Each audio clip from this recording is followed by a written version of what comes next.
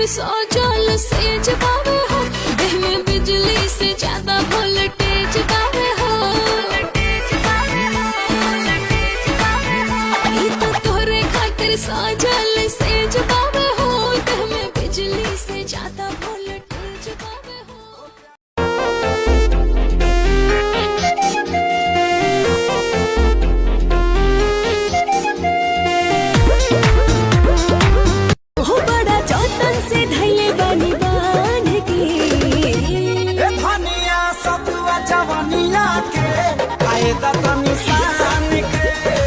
गढ़ल शरीर बा भला पहुंचा में तोहर तकदीर बा, हमके पटावला तोर से लोगवा, तोहरा से पटो तनी खुद से।